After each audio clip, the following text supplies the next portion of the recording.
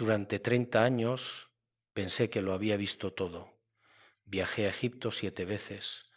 Subí la montaña tradicional del Sinaí en 3 ocasiones diferentes. Caminé entre monasterios antiguos, escuché a guías turísticos repetir las mismas historias, observé a peregrinos llorar frente a una roca que, según les habían enseñado, había presenciado la voz de Dios. Y siempre sentí que algo no encajaba. No era escepticismo, entiéndeme bien, era algo más profundo, más visceral, una incomodidad en el estómago cada vez que miraba aquella cumbre egipcia y trataba de imaginar a Moisés allí, a 2 millones de israelitas acampando en un valle estrecho donde apenas caben 500. Quizá por eso, cuando en noviembre de 1997 recibí aquella llamada desde Arabia Saudita, algo en mi pecho dio un vuelco. Era una voz rasposa, con acento norteamericano. «Señor Benítez, encontramos algo que usted debe ver», me dijo sin presentarse, «algo que va a cambiar todo lo que creía saber sobre Moisés». Pues imagínate, yo llevaba años investigando fenómenos inexplicables, objetos voladores no identificados, casos médicos extraordinarios, pero aquella voz tenía una certeza que me inquietó. «No puedo hablar más por teléfono», continuó, «pero si le interesa la verdad sobre el monte Sinaí, búsqueme en Jerusalén, Hotel King David, habitación 347». Y colgó. No dormí esa noche. No podía, porque verás, había algo en aquella voz que resonaba con mis propias dudas. Durante años, mientras subía y bajaba la montaña egipcia, mientras fotografiaba monasterios y entrevistaba a monjes ortodoxos, y una pregunta martillaba en mi cabeza: ¿y si hemos estado buscando en el lugar equivocado durante 2000 años? ¿Y si la tradición, esa palabra tan poderosa, tan respetada, simplemente nos desvió del camino real? Llegué a Jerusalén 3 días después. Era diciembre, hacía frío. Recuerdo perfectamente el olor a especias y pan recién horneado que subía desde el mercado cuando atravesé la recepción del hotel. Toqué la puerta de la habitación 347 con el corazón acelerado. Un hombre de unos 60 años, rostro curtido por el sol, ojos azules penetrantes, me abrió. «Soy Bob Cornuke», me dijo, «investigador bíblico y expolicía. Y lo que voy a mostrarle va a sacudir los cimientos de lo que el mundo cree sobre el Éxodo».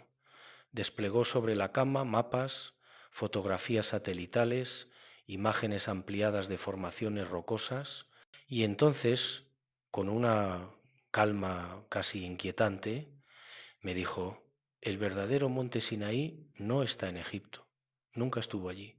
Está en Arabia Saudita, en un lugar llamado Jebel al-Lawz, y está cercado, vigilado y prohibido por el gobierno saudí». ¿Por qué? Porque lo que hay allí es tan extraordinario, tan precisamente bíblico, que confirma cada detalle del libro del Éxodo, y eso, señor Benítez, asusta a mucha gente. Miré las fotografías, una montaña imponente, con la cumbre visiblemente ennegrecida, una roca gigantesca partida por la mitad, altares de piedra, marcadores formando un perímetro perfecto alrededor de la base del monte, grabados de becerros en las rocas, 12 pilares de piedra erosionados pero inconfundibles. Y entonces vi algo que me heló la sangre. Las imágenes satelitales de la zona estaban borrosas, pixeladas, como si alguien deliberadamente hubiera oscurecido esa región del mapa. «Google Earth», me explicó Bob. «Mire cualquier parte de Arabia Saudita. Claridad perfecta. Ahora mire esta zona específica alrededor de Jebel al-Lawz, borrosa, censurada. ¿Coincidencia? No lo era. Lo supe en ese instante, porque cuando llevas décadas investigando misterios, desarrollas un instinto para detectar cuando algo está siendo ocultado. Y aquello literalmente olía a encubrimiento. ¿Ha estado allí?», le pregunté. «2 veces», respondió. «La primera vez casi nos arrestan. La segunda vez cruzamos la frontera ilegalmente con beduinos locales, 3 días de caminata por el desierto. Y lo que vimos se detuvo, sus ojos se llenaron de lágrimas. Un hombre rudo, un ex policía de Chicago llorando frente a mí. Lo que vimos allí prueba que la Biblia no es un mito, es historia. Historia real, tangible, que aún puede tocarse. Salí de aquella habitación con una maleta llena de documentos y una convicción ardiendo en mi pecho. Tenía que ir, tenía que ver con mis propios ojos aquella montaña prohibida, pero también sabía que no sería fácil. Arabia Saudita no da visas de turismo, y mucho menos para investigadores bíblicos occidentales que quieren explorar sitios arqueológicos no autorizados.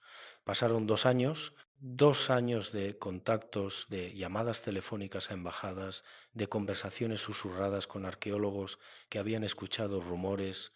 Y entonces, en 1999, conseguí algo mejor que una visa.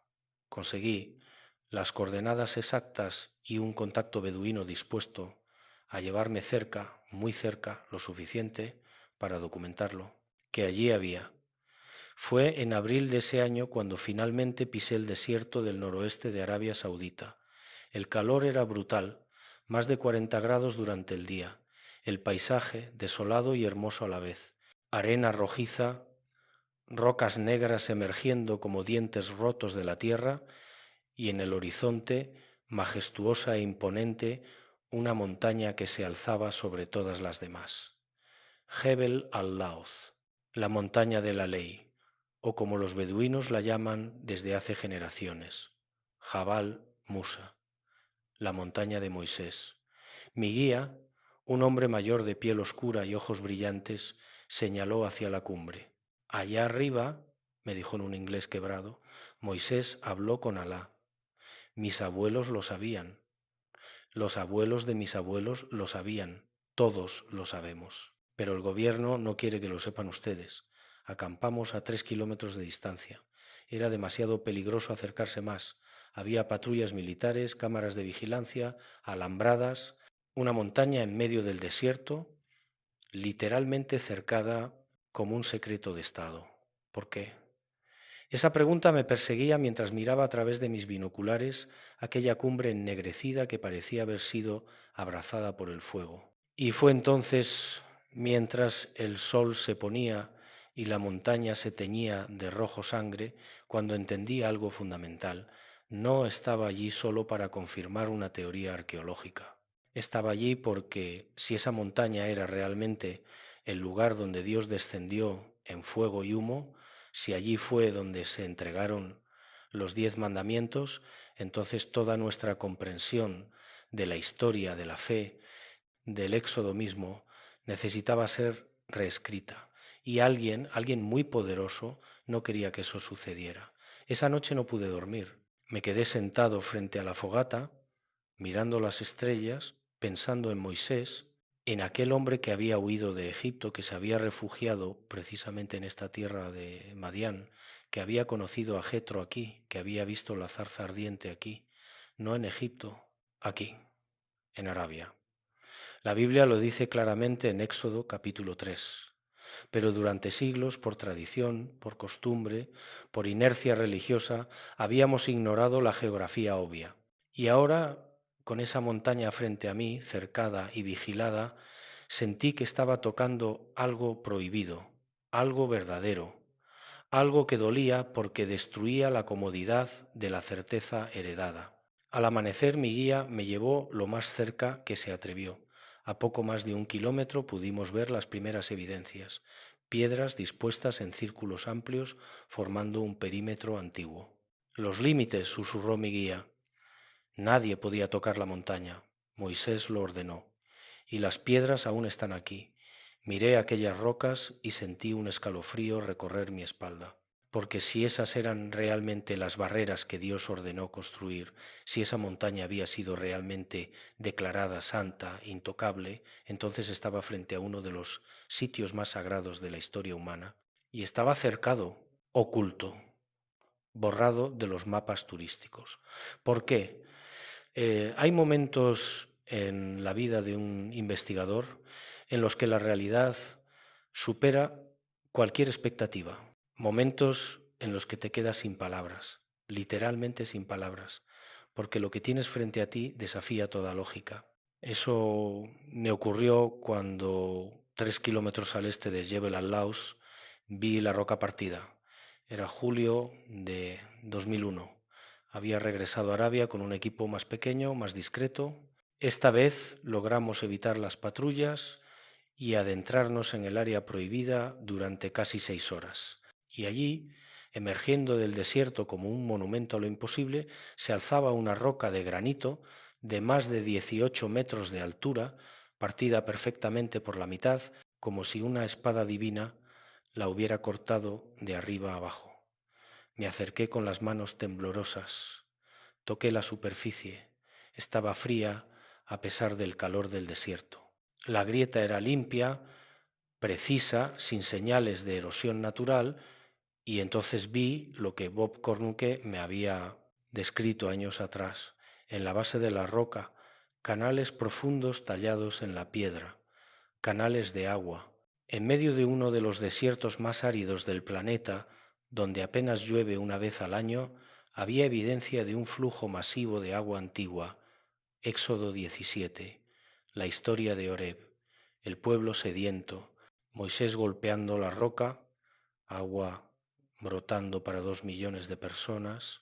Durante años había leído ese pasaje como una metáfora, como una leyenda espiritual hermosa pero imposible, y ahora tenía frente a mí una roca que coincidía exactamente con esa descripción.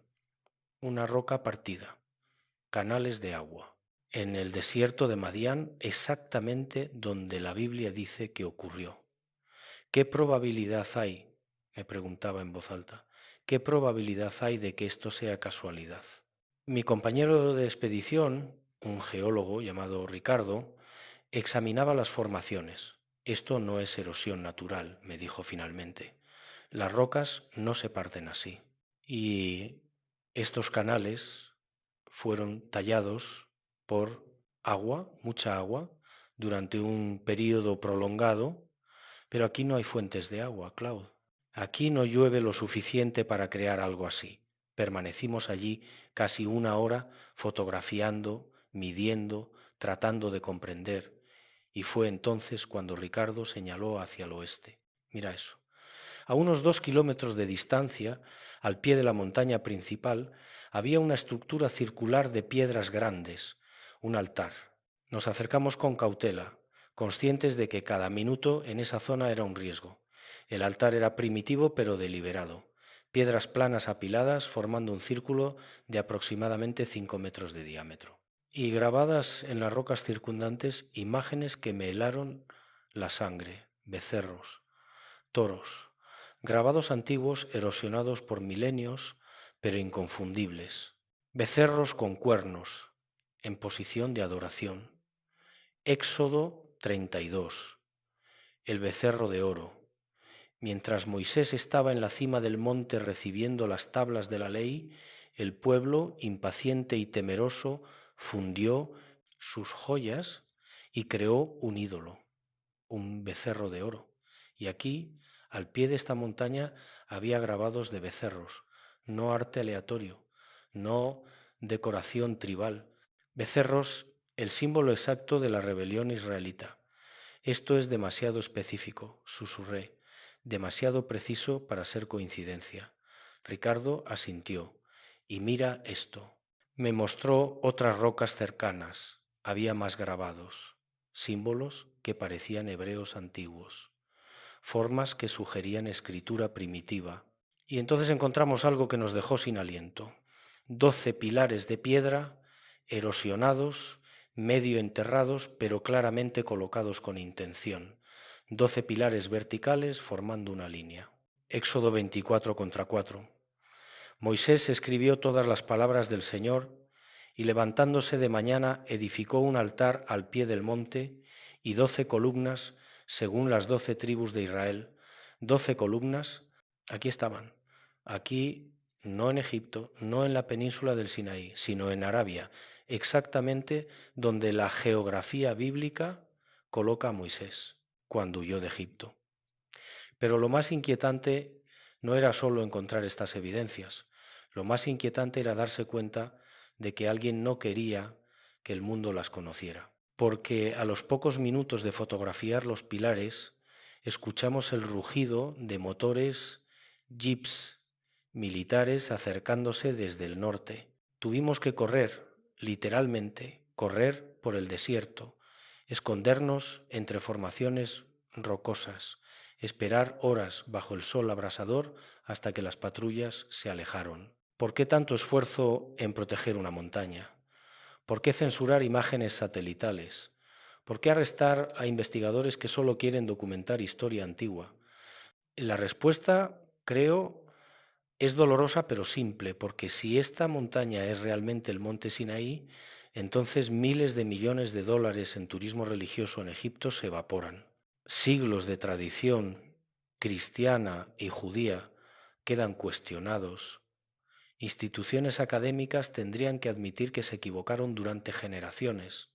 Y eso, pues eso, nadie quiere enfrentarlo. Regresé a España con cientos de fotografías, muestras de rocas, coordenadas GPS, testimonios de beduinos locales, y comencé a investigar más profundamente. Descubrí que no era el primero en sospechar. Ya en el siglo IV, algunos escritores cristianos habían sugerido que el verdadero Sinaí estaba en Arabia. El apóstol Pablo mismo, en Gálatas 4:25, menciona que Sinaí es un monte en Arabia, no en Egipto, en Arabia. Pero fue Helena, la madre del emperador Constantino, quien en el año 330 DC decidió que el monte Sinaí estaba en la península egipcia. ¿Por qué? Porque era más accesible, porque podía construir monasterios allí, porque Arabia estaba bajo control enemigo y era imposible establecer peregrinaciones. Así que eligió una montaña en Egipto, construyó el famoso monasterio de Santa Catalina y durante 1700 años el mundo ha creído que esa es la montaña correcta, pero la evidencia dice otra cosa. La Biblia dice otra cosa y esta montaña en Arabia, cercada y prohibida, grita otra cosa. Entrevisté a arqueólogos que habían trabajado en la zona.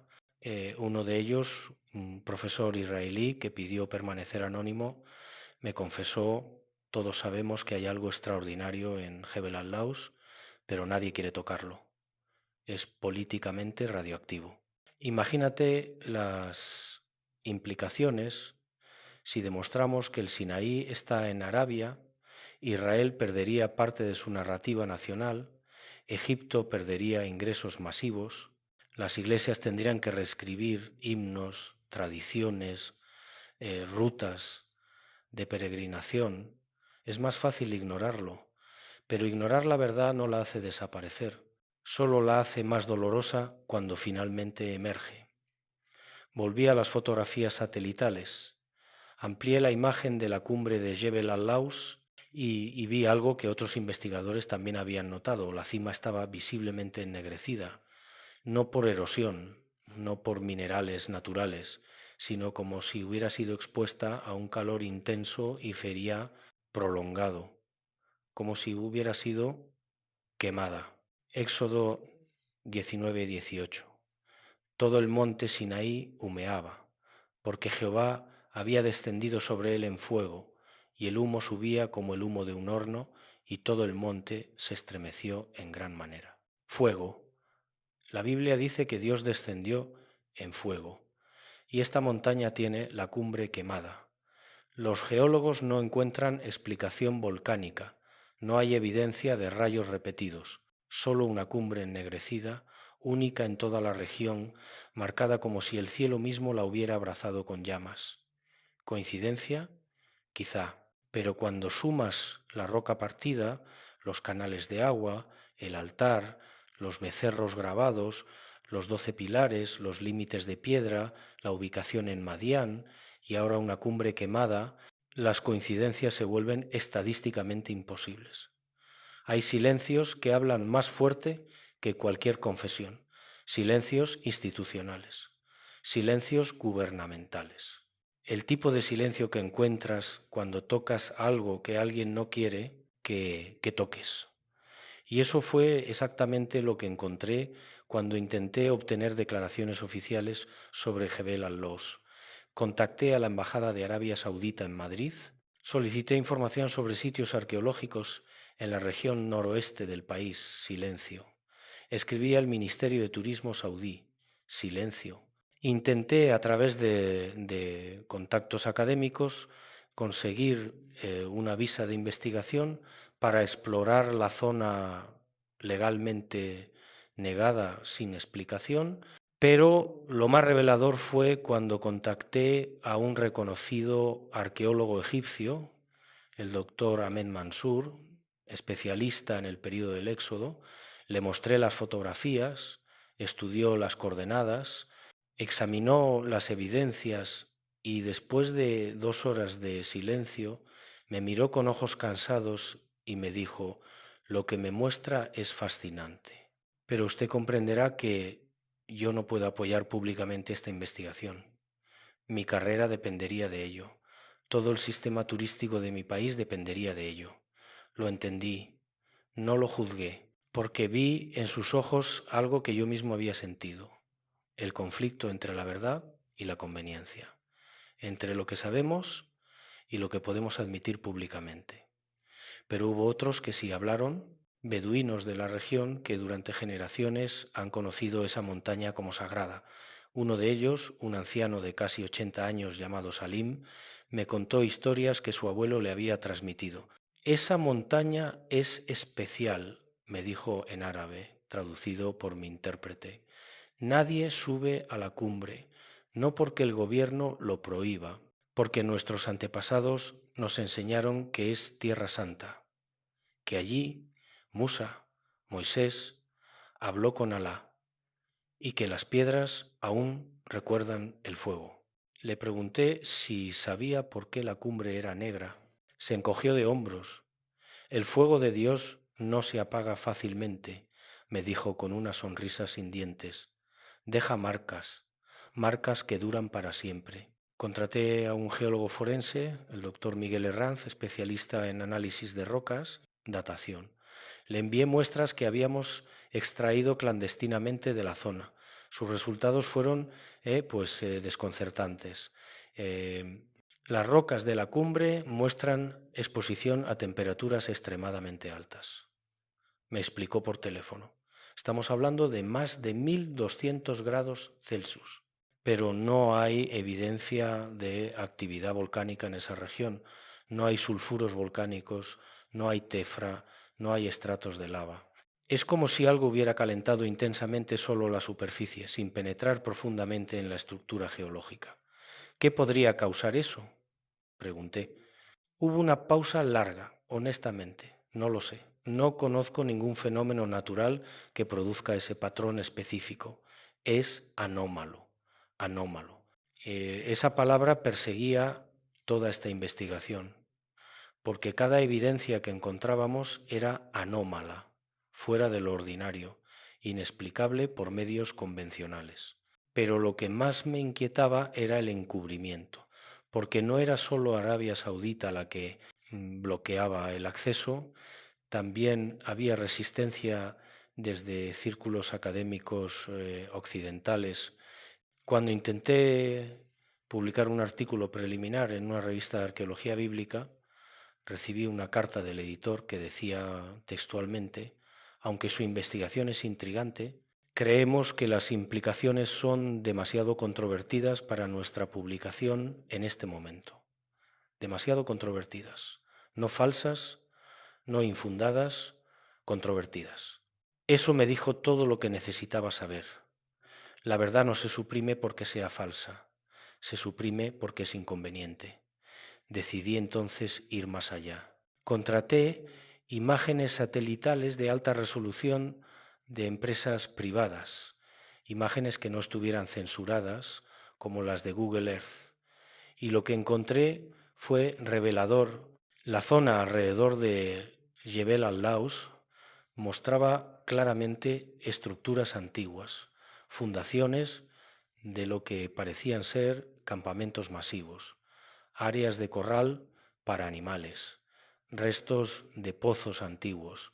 Le mostré estas imágenes a un experto en arqueología del desierto, la profesora israelí Ruth Cohen. Estos patrones, me dijo señalando la pantalla, sugieren asentamientos temporales muy grandes. Estamos hablando de cientos de miles de personas, quizá más. El tipo de campamento que harían nómadas que se detienen en un lugar durante un periodo prolongado, meses, tal vez más de un año. Como los israelitas esperando en el Sinaí, sugerí. Ella asintió lentamente. Como los israelitas esperando en el Sinaí. Pero luego añadió algo que me heló. Pero usted sabe que nunca podremos excavar allí, ¿verdad? Arabia Saudita no permite excavaciones arqueológicas extranjeras en esa región y probablemente nunca lo hará, porque si encontramos lo que creo que encontraríamos. No terminó la frase, no necesitaba hacerlo. Volví a mis notas de campo. Releí el libro del Éxodo completo, prestando atención no a la teología, sino a la geografía, y fue entonces cuando noté algo que había pasado por alto durante años. Éxodo 3:1 dice claramente que cuando Moisés vio la zarza ardiente, estaba al otro lado del desierto y llegó hasta Horeb, monte de Dios, al otro lado del desierto. Desde Egipto eso solo puede significar al este, Arabia. Éxodo 18:5 menciona que Jetro, el suegro de Moisés, vino a visitarlo al desierto, donde acampaba al pie del monte de Dios. Jetro era sacerdote de Madián. Madián estaba en Arabia. ¿Por qué vendría desde Arabia hasta Egipto para visitar a Moisés si el monte de Dios estuviera en la península del Sinaí? No tiene sentido, pero tiene perfecto sentido si el monte de Dios estaba en Arabia, en territorio madianita, donde Jetro vivía. Gálatas 4:25, Pablo escribe, porque Agar es el monte Sinaí en Arabia. En Arabia, Pablo, que había sido educado como fariseo, que conocía la tradición judía íntimamente, sitúa el Sinaí en Arabia, no en Egipto. La evidencia bíblica, arqueológica y geográfica convergía en un solo punto, Jebel, al-Laus. Y sin embargo, el mundo seguía peregrinando a la montaña equivocada en Egipto. Decidí volver una vez más. Sería mi última expedición a la zona. Esta vez llevaría equipo de vídeo, cámaras de alta definición, instrumental de medición profesional. Sería arriesgado, pero sentía que era mi responsabilidad documentar todo lo que pudiera antes de que quizá la zona fuera completamente sellada o incluso destruida. Fue en marzo de 2003. El mundo estaba al borde de la guerra en Irak. Arabia Saudita estaba tensa, fronteras vigiladas más estrictamente que nunca. Pero mi contacto beduino, Salim, consiguió llevarnos de nuevo. Esta vez acampamos aún más cerca, a menos de 1 kilómetro de la base de la montaña. Por la noche, mientras mis compañeros dormían, me quedé despierto mirando aquella cumbre oscura recortada contra las estrellas. Y por primera vez en toda mi carrera como investigador sentí algo que solo puedo describir como presencia. No era miedo, no era exactamente reverencia. Era la sensación de estar frente a algo que trasciende lo ordinario, algo que, si las historias son ciertas, había sido tocado por lo divino. ¿Y si era verdad? ¿Y si realmente Dios había descendido allí en fuego y humo? ¿Y si esas piedras habían presenciado el momento más importante en la historia del monoteísmo? ¿Y si todo lo que creíamos saber sobre ese evento estaba geográficamente equivocado? Las implicaciones me abrumaban, porque no se trataba solo de corregir un error histórico, se trataba de confrontar siglos de certeza religiosa, de admitir que la tradición puede estar equivocada, que la fe no se basa en visitar el monte correcto, sino en conectar con la verdad, donde quiera que esa verdad nos lleve. Al amanecer del segundo día en esa expedición final, Salim me llevó a ver algo que cambiaría completamente mi comprensión de aquella montaña. Los límites, me dijo simplemente. Quiero mostrarte los límites. Caminamos hacia el oeste, rodeando la base de Jebel al-Laus. El sol apenas comenzaba a elevarse, tiñendo el desierto de tonos dorados y rojos. Y entonces los vi, una línea de piedras, no natural, no aleatoria, sino claramente colocada por manos humanas, piedras de tamaño mediano, dispuestas formando un perímetro que se extendía kilómetros alrededor de la montaña. «¿Qué es esto?», pregunté, aunque ya sabía la respuesta.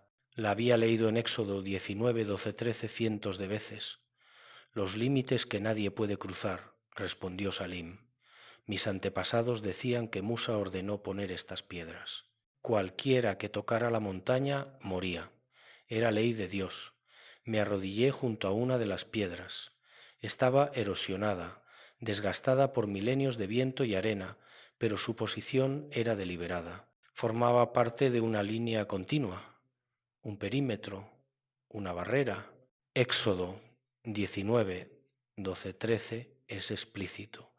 «Y señalarás límites al pueblo en derredor, diciendo, guardaos, no subáis al monte, ni toquéis su límite. Cualquiera que tocare el monte, de seguro morirá». Y aquí estaban, líneas de piedras marcando exactamente eso, un límite sagrado. Seguimos el perímetro durante casi 3 horas. En varios puntos las piedras formaban estructuras más complejas, como pequeños altares o marcadores. En uno de esos lugares encontramos más grabados, símbolos que parecían representar advertencias, figuras humanas con las manos levantadas en gesto de detención. «¿Cuántos turistas han visto esto?», le pregunté a Salim. «Ninguno», respondió. «El gobierno no deja entrar a nadie, solo militares, y ellos no hablan». Pero lo más extraordinario vino después. Mientras documentábamos los límites, escuchamos un sonido que nos hizo congelarnos. Helicópteros, 2 helicópteros militares saudíes sobrevolando la zona a baja altura. Nos escondimos entre las rocas, el corazón palpitando. Los helicópteros dieron varias vueltas sobre la montaña y luego se alejaron hacia el norte. «Cada vez patrullan más», susurró Salim. «Algo está cambiando. Antes pasaban una vez por semana. Ahora es casi diario». «¿Por qué?», pregunté. «¿Qué protegen?». Salim me miró con ojos sabios. «A veces proteger no es solo mantener gente afuera. A veces es mantener la verdad adentro, enterrada, olvidada». Regresamos al campamento con cuidado extremo. Y esa noche, mientras revisaba las fotografías en mi computadora portátil, noté algo inquietante. En varias imágenes de los límites de piedra había señales de excavaciones recientes. Tierra removida, rocas que habían sido movidas y luego repuestas. Alguien ha estado excavando aquí. Le mostré las fotos a mi compañero Ricardo. ¿El gobierno?, preguntó. «Probablemente, pero ¿qué buscan o qué están escondiendo?». Esa pregunta no tuvo respuesta, pero sembró una sospecha que crecería con los años. ¿Y si el gobierno saudí ya había excavado la zona? ¿Y si ya habían encontrado evidencias aún más concretas del éxodo? ¿Y si esas evidencias estaban guardadas en algún almacén secreto, lejos de ojos occidentales? ¿No era una teoría conspirativa descabellada? Otros sitios arqueológicos en Medio Oriente habían sido excavados secretamente por gobiernos que luego suprimieron los hallazgos. El famoso caso de las excavaciones bajo el Monte del Templo en Jerusalén, donde toneladas de tierra arqueológicamente valiosa fueron removidas sin supervisión científica internacional. O las excavaciones en Irak bajo Saddam Hussein, donde artefactos bíblicos desaparecieron en colecciones privadas. ¿Por qué sería diferente a Arabia Saudita? Pero había algo más. Algo que descubrí analizando documentos desclasificados de la CIA de los años 70 y 80. Informes de inteligencia mencionaban sitios arqueológicos de interés estratégico en el noroeste de Arabia Saudita. Uno de esos informes, fechado en 1978, hacía referencia específica a una montaña con posibles conexiones bíblicas que está siendo cercada por autoridades saudíes. Mucho antes de que investigadores como Bob Cornuke popularizaran la teoría de Jebel al-Laus. Ya entonces alguien en niveles de inteligencia sabía algo sobre esa montaña y decidieron cercarla. ¿Quién dio esa orden? ¿Por qué? ¿Qué encontraron que justificara convertir una montaña en el medio del desierto en zona militar prohibida? Intenté obtener más documentos a través de solicitudes de libertad de información. La mayoría fueron negados o entregados con secciones completamente redactadas. Pero en uno de los documentos parcialmente desclasificados apareció una frase que me quedó grabada. Excavaciones no autorizadas en sitios con significado religioso potencial podrían desestabilizar relaciones internacionales y narrativas establecidas. Narrativas establecidas. Ahí estaba la clave. No se trataba solo de arqueología. Se trataba de no desestabilizar el orden establecido, las narrativas que generan turismo, identidad nacional, tradiciones religiosas. La verdad, al parecer, era menos importante que la estabilidad de esas narrativas. Pero mientras los gobiernos silenciaban y los académicos dudaban, la montaña seguía allí, silenciosa, ennegrecida, cercada, gritando su historia a quien quisiera escuchar. Decidí hacer algo arriesgado, publicar todo: fotografías, coordenadas, testimonios, análisis geológicos. Lo publiqué en mi sitio web, en artículos, en conferencias, y la reacción fue predecible. Algunos me llamaron visionario, otros me llamaron loco. Algunos académicos me criticaron por arqueología sensacionalista. Otros, en privado, me agradecieron por atreverse a decir lo que todos sabemos pero nadie quiere admitir. Recibí amenazas también, emails anónimos advirtiéndome que dejara de investigar. Uno particularmente inquietante decía: hay cosas que es mejor dejar enterradas, por su bien y el de su familia. No lo reporté a las autoridades. ¿Qué iba a decir? Que alguien no quería que investigara una montaña en Arabia Saudita, pero no me detuve, porque había visto demasiado, sabía demasiado, y sentía profundamente que esta historia necesitaba ser contada. Organicé una conferencia en Madrid en 2005 titulada El verdadero monte Sinaí, evidencia olvidada en Arabia. Esperaba quizá 50 personas, llegaron más de 500. Judíos, cristianos, musulmanes, ateos, curiosos, académicos escépticos, creyentes apasionados, todos queriendo saber.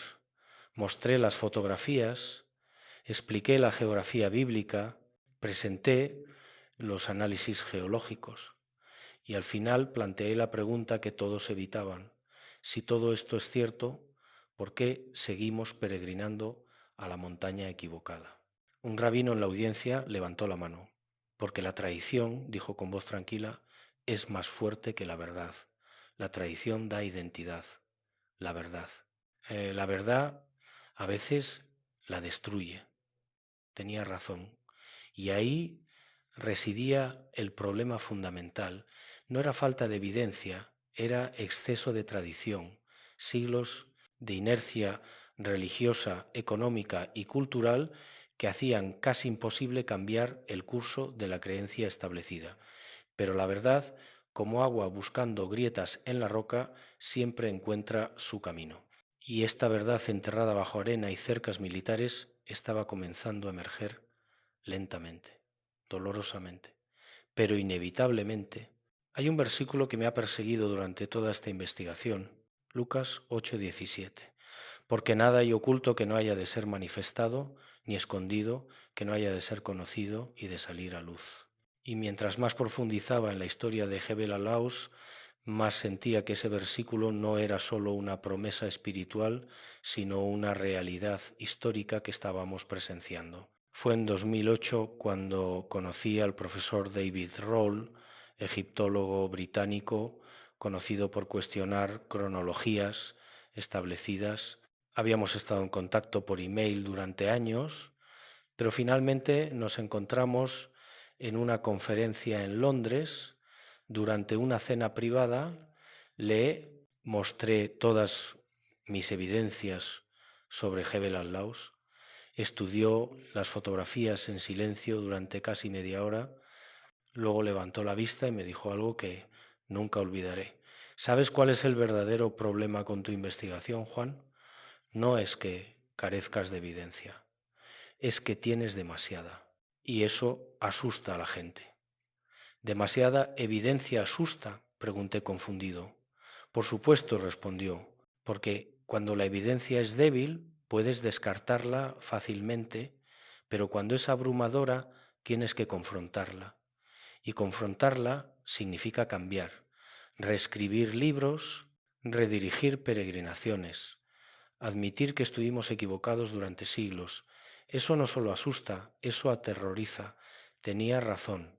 Y ese terror a admitir el error era evidente en cada rechazo académico, en cada artículo bloqueado, en cada negativa de visa para investigar la zona. Pero había algo más, algo profético, porque mientras investigaba más, descubrí que esta no era la primera vez que esta montaña intentaba ser revelada. En el siglo XIX, un explorador alemán llamado Karl Mauch había sugerido que el Sinaí estaba en Arabia. Fue ridiculizado. En los años 50, un investigador estadounidense llamado Charles Becke había propuesto lo mismo, ignorado. En los 70, el arqueólogo Emanuel Anati había explorado la zona, suprimido. Era como si cada generación tuviera su descubridor, su visionario que intentaba revelar la verdad, y cada generación lo silenciaba. Pero ahora, en la era de Internet, de imágenes satelitales accesibles, de redes sociales que podían difundir información sin control gubernamental, ahora era diferente. Creo que esta generación es diferente, le dije a Roll. Creo que la información ya no puede ser suprimida tan fácilmente. Él sonrió con melancolía. Ojalá tenga razón, pero subestimas el poder de la comodidad. La gente no quiere verdad si la verdad es incómoda. Prefiere la mentira familiar que la verdad desestabilizadora. Esas palabras me dolieron porque sabía que eran ciertas. Había visto la resistencia no solo de gobiernos o instituciones, sino de personas comunes, creyentes que se ofendían cuando sugerías que habían estado peregrinando al lugar equivocado, judíos que sentían que cuestionar la ubicación del Sinaí era cuestionar su identidad misma. Pero también había visto lo contrario, personas cuya fe se fortalecía al descubrir que la Biblia era geográficamente precisa, que los eventos descritos tenían evidencia física, que no eran mitos, sino historia. Recibí un email particularmente conmovedor de una mujer en Israel. Durante años escribió: dudé de la historicidad del Éxodo, parecía demasiado fantástico. Pero cuando vi sus fotografías de Jebel al-Laus, cuando leí sobre la roca partida, los límites, la cumbre quemada, algo en mi corazón despertó. No es prueba absoluta, lo sé, pero es suficiente para que mi fe vuelva a tener raíces. Gracias. Ese era el otro lado de la revelación. No solo destruía tradiciones erróneas, también restauraba fe debilitada. Porque si el éxodo era real, si esos eventos habían ocurrido en un lugar físico que aún podemos visitar, entonces la promesa de Dios era tangible, no era metáfora, era historia. Y eso me llevó a pensar en la profecía. Isaías 2:2 hasta 3 habla de los últimos días, cuando el monte de la casa del Señor será establecido como cabeza de los montes, y correrán a él todas las naciones. Estábamos viendo el cumplimiento de esa profecía. La revelación de este monte en nuestra generación era parte de un plan más grande. No soy profeta, no pretendo serlo, pero no puedo negar que el timing es significativo. En una época donde la fe está siendo cuestionada como nunca antes, donde el secularismo avanza en Occidente, donde muchos jóvenes abandonan la religión por considerar la mitología, en este preciso momento aparece evidencia física de uno de los eventos más importantes de la fe judeocristiana. Coincidencia, quizá, pero cada vez me cuesta más creer en coincidencias de esta magnitud. Organicé una segunda expedición en 2010, esta vez con un equipo más grande que incluía un rabino reformista, un sacerdote católico, un teólogo protestante y un historiador musulmán. Queríamos documentar la montaña desde perspectivas religiosas diversas. Ninguno de nosotros llegó a la cumbre. Las patrullas saudíes nos interceptaron a medio camino. Nos detuvieron durante 6 horas. Confiscaron nuestro equipo, nos amenazaron con cargos legales si regresábamos, pero en esas 6 horas antes de ser detenidos pudimos documentar más límites de piedra, más grabados, más estructuras antiguas. El rabino Benjamin Weiss lloró cuando vio los límites. Mis antepasados estuvieron aquí, susurró. Estoy seguro, estoy absolutamente seguro. El sacerdote padre Antonio Ramírez oró en silencio frente a los grabados del becerro. Es como tocar el pecado de Israel, Mené, dijo después, como ver la desobediencia tallada en piedra. Es abrumador. Y el imán, Hassan al-Farsi, señaló la cumbre quemada y citó el Corán. Y cuando Moisés vino a nuestro tiempo señalado y su Señor le habló, dijo, Señor mío, muéstrate a mí para que pueda mirarte. Dijo, nunca me verás, pero mira hacia la montaña. Si permanece en su lugar, entonces me verás. Luego añadió, el Corán reconoce este monte. Los musulmanes también tenemos conexión con este lugar. Esa expedición, aunque terminó en detención, me enseñó algo fundamental. Esta montaña no pertenece a una sola fe. Pertenece a todos los que creen en el Dios de Abraham. Judíos, cristianos, musulmanes. Todos comparten esta historia. Todos tienen derecho a conocer la verdad de su ubicación. Pero los gobiernos no lo ven así. Para ellos, la religión es política. El control de sitios sagrados es poder. Y admitir que un sitio sagrado ha sido identificado erróneamente durante siglos es admitir pérdida de poder. Sin embargo, la verdad no necesita permiso gubernamental para ser verdad, no necesita aprobación académica, no necesita consenso religioso. La verdad simplemente es. Y esta montaña, con su cumbre quemada, sus límites sagrados, su roca partida, sus altares antiguos, simplemente es. La pregunta no es si esta es la montaña correcta. La evidencia apunta abrumadoramente a que sí lo es. La pregunta real es, ¿qué haremos con esa verdad? ¿La enterraremos de nuevo bajo capas de tradición y conveniencia? ¿O tendremos el coraje de confrontarla, aceptarla y permitir que transforme nuestra comprensión de la historia sagrada? Estoy de pie en mi estudio en España. Son las 3 de la madrugada. No puedo dormir. Frente a mí, en la pared, tengo una fotografía ampliada de Jebel al-Laus.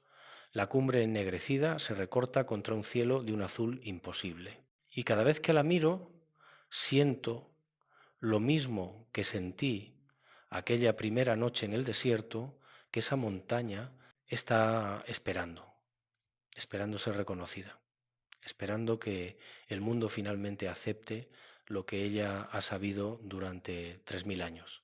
Han pasado más de 20 años desde mi primera expedición, 20 años de investigación, de rechazo, de críticas, de amenazas, pero también de confirmaciones, porque cada año que pasa, más evidencia emerge, más investigadores se suman a la teoría, más imágenes satelitales están disponibles, más testimonios de beduinos son documentados.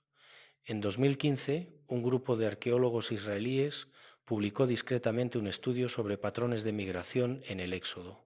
Sus conclusiones, aunque cuidadosamente redactadas para evitar controversia, apuntaban hacia Arabia como ruta más probable. No mencionaban específicamente Jebel al-Laus, pero las coordenadas que sugerían caían exactamente en esa región. En 2018, análisis geológicos independientes confirmaron que la cumbre de Jebel al-Laus mostraba señales de exposición a calor extremo no volcánico. El estudio fue publicado en una oscura revista científica y pasó prácticamente desapercibido, pero existía, la evidencia existía, Y en 2022, imágenes satelitales de última generación revelaron con claridad nunca antes vista las estructuras alrededor de la montaña, perímetros de piedra, fundaciones de campamentos masivos, áreas que claramente habían sostenido poblaciones enormes durante períodos prolongados.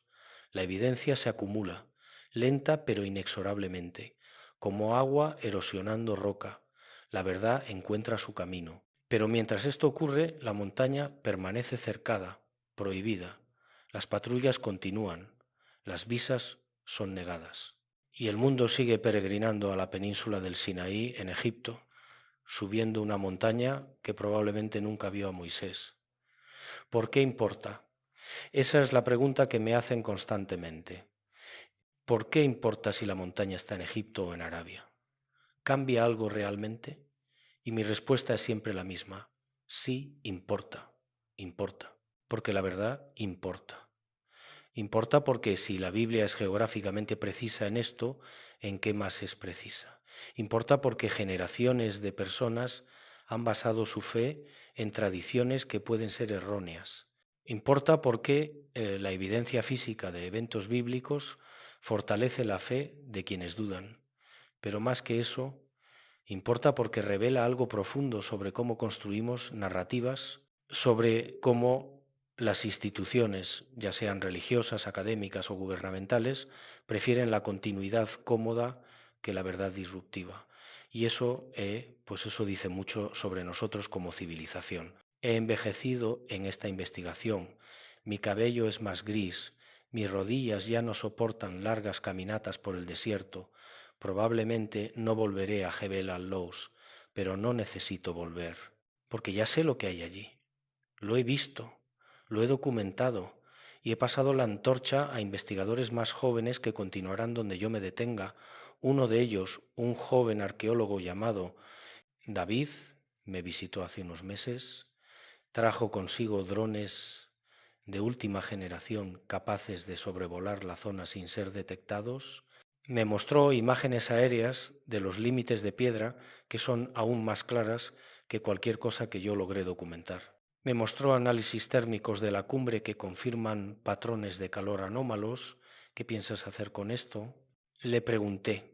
Publicarlo respondió sin dudar, todo, sin censura, sin miedo, porque usted me enseñó que la verdad no necesita permiso.